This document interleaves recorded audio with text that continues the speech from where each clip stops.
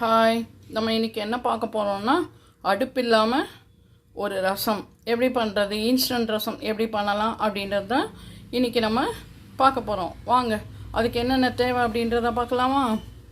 தக்காளி, ஒரே ஒரு மிளகா, உங்கள் காரத்துக்கு தகுந்த மாதிரி நீங்கள் மிளகா போட்டுக்கோங்க. எங்களுக்கு ஒரு மிளகா போகிறோம் அப்படின்றதால ஒரு மிளகா, கொத்தமல்லி, இஞ்சி தோல் சீவி எடுத்து வச்சுக்கோங்க, பூண்டு, கருவேப்பிலை, சின்ன வெங்காயம் ஒரு 4, கல் உப்பு, மஞ்சள் தூள், ஜீரகம், நெக்ஸ்ட் வந்து புளி தண்ணி.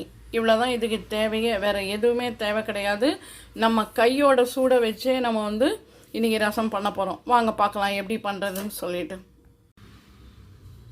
ஃபஸ்ட்டு வந்து நம்ம என்ன பண்ண போகிறோம்னா, இந்த மாதிரி மிளகு சீரகம்லாம் இடிப்போம் இல்லையா, பூண்டுலாம், அதை எடுத்துக்கோங்க. அதை எடுத்துட்டு ஃபஸ்ட்டு பூண்டு போட்டுக்கோங்க. பூண்டும் இஞ்சி நான் சொன்னேன் இல்லையா, இஞ்சி போட்டுக்கோங்க. ஃபஸ்ட்டு இதை நம்ம நசுக்கிக்கலாம், அப்படியே நசுக்க வேண்டியது தான். இதை பாருங்க,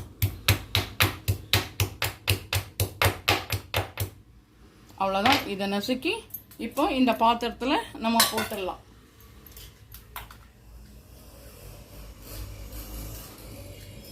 அதுக்கப்புறம் வெங்காயம் குட்டி குட்டியாக நெருக்கி வச்சுருக்கோம் இல்லையா, வெங்காயம் அதை கொஞ்சம் கொஞ்சமாக கூட, எந்த சின்னதாக இருக்குது இந்த இடிக்கிறது, அதால் கொஞ்சம் கொஞ்சமாக போட்டுக்கிறேன்.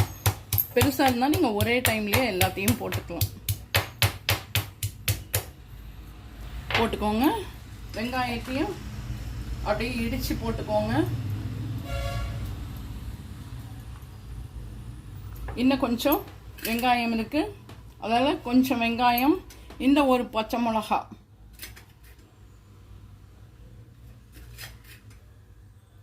அதுக்கப்புறம் கல் உப்பு, எவ்வளோ உப்பு உங்களுக்கு தேவையோ அந்த அளவு உப்பு. இது ஈஸியாக நம்ம வந்து செஞ்சிடலாம். இதையும் நம்ம வந்து நல்லா இந்த மாதிரி இடிக்கணும். உங்களுக்கு காரம் எவ்வளோ வேணுமோ காரம் போட்டுக்கோங்க.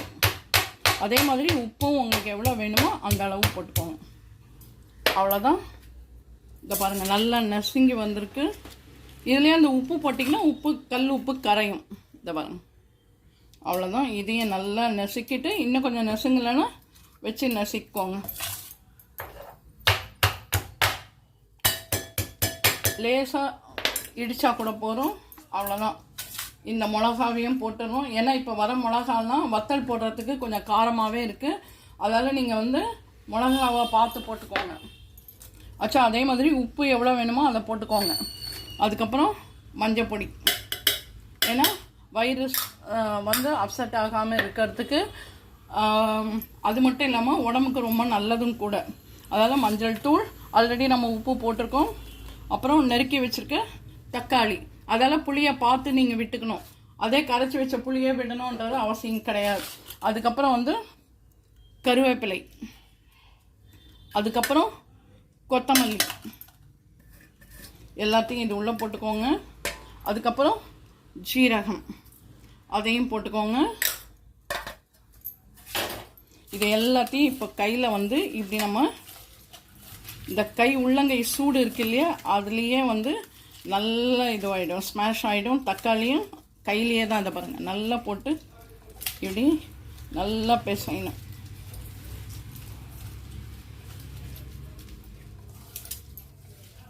இந்த ஒரு மிளகா போட்டதுக்கே ரொம்ப நெடி வருது. அதால் நீங்கள் பார்த்து மிளகாவை சேர்த்துக்கோங்க. ஏன்னா குழந்தைங்களாம் வேறு சாப்பிடுவாங்க. அதனால் நீங்கள் பார்த்து சேர்த்துக்கோங்க. இன்ஸ்டண்ட்டாக இம்மீடியட்டாக வெயிலில் அப்படியே ஸ்வெட்டிங்லாம் வராமல் ஈஸியாக நம்ம இந்த ரசத்தை பண்ணிடலாம். அவ்வளோதான். இப்போ நம்ம கரைச்சி வச்சுருக்கோம் இல்லையா, கரைச்சி வச்சுருக்கோம் அப்படின்னா இந்த புளி தண்ணியை இதில் வேணுன்ற அளவுக்கு விட்டுக்கோங்க. நான் கொஞ்சமாக தான் போட்டிருக்கேன். போட்டு திருப்பியும் இதை ஒரு தடவை இப்படி எடுத்துக்கோங்க.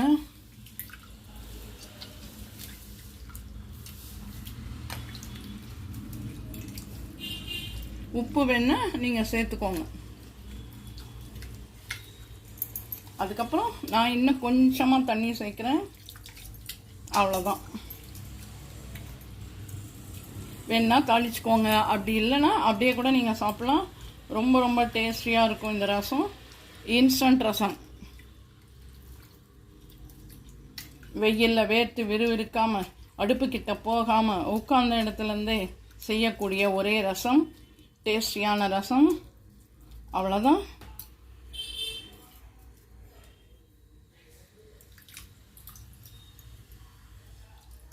ரசம் தயார். இப்போ நான் தாளிக்க போகிறேன். என்னடா இதை அடுப்பு இல்லாமல் சொல்லிவிட்டு தாளிக்கிறாங்களேன்னு பார்க்குறீங்களா? தாளித்தா ஒரு ஃப்ளேவர் வரும். இப்போ நான் தாளிக்க போகிறேன். தாளிச்சிட்டு உங்களுக்கு கரெக்டாக நான் சொல்கிறேன். இருங்க, தாளிச்சிடலாம் ரசத்தை.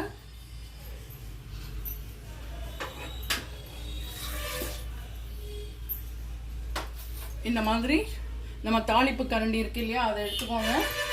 எடுத்துட்டு அடுப்பை பற்ற வச்சுக்கோங்க. பற்ற வச்சு தாளிப்பு கரண்டியை போட்டிருக்கேன்.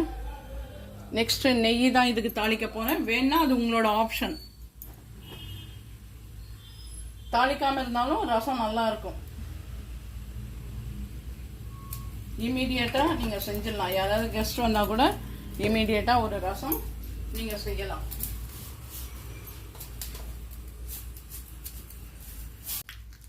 இது பாருங்க, கடுகு வெடிச்சாச்சு. கடுகு வெடிக்காமல் ரசத்தில் தாளிக்காதீங்க, ரொம்ப கெடுதல். கடுகு நல்லா வெடிக்கணும். அவ்வளோதான். இந்த ரசத்தையும் இப்படி லேசாக இப்படி எடுத்து அதையும் நம்ம வேஸ்ட் பண்ணக்கூடாது இல்லையா? அவ்வளோதான். இம்மீடியட்டாக நம்மளோட அடுப்பில்லாத ரசம் தயார். ஃப்ளேவர் ரொம்ப நல்லாயிருக்கும். இப்போ எப்படி சர்வ் பண்ணலாம், நான் இன்றைக்கி என்ன டிஷ் பண்ணியிருக்கேன் அப்படின்றதையும் நம்ம பார்க்கலாமா? வெயிட் பண்ணுங்கள். இன்றைக்கி என்ன சமையல் அப்படின்றதையும் பார்க்கலாம். ரசம் மூடி வச்சாச்சு.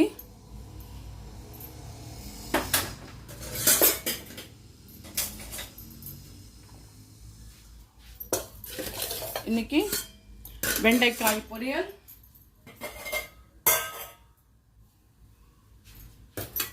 சுட சுட ஆவி பறக்க சாதம்,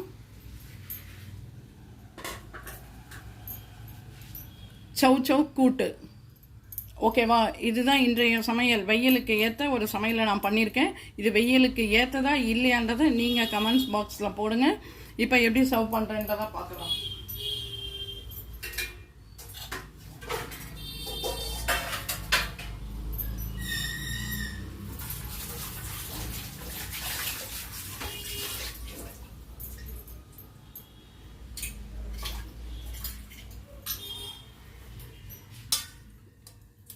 இப்போ ஃபஸ்ட்டு வந்து பொரியல், வெண்டைக்காய் வெங்காயம் போட்டு பொரியல்.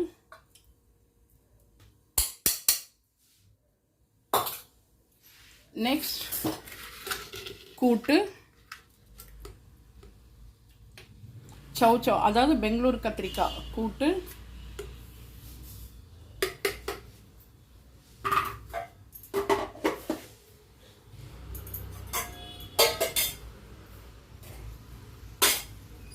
நெக்ஸ்ட் சாதம், சுட சுட சாதம், கொஞ்சமாக நெய்,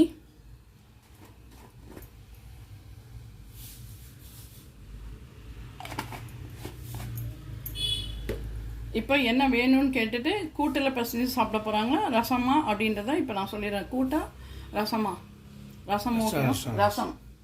ஸோ இப்போ ரசம் அந்த ரைஸில் விட போகிறேன்.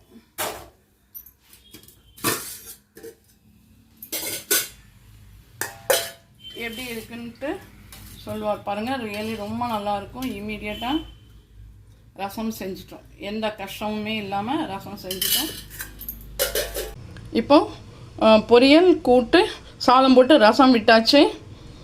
சரியா? இப்போ சாப்பிட போகிறாரு. சாப்பிட்டு பார்த்துட்டு எப்படி இருக்குன்னு சொல்லுவார். இப்போ சாப்பிடுங்க. இன்னும் நெக்ஸ்ட் வந்து இதே மாதிரி ரசம் நீங்களும் உங்கள் வீட்டில் செஞ்சு பார்த்து சாப்பிட்டுட்டு எப்படி இருக்குன்னு சொல்லி லைக் பண்ணுங்கள், ஷேர் பண்ணுங்கள், கமெண்ட் பண்ணுங்கள்.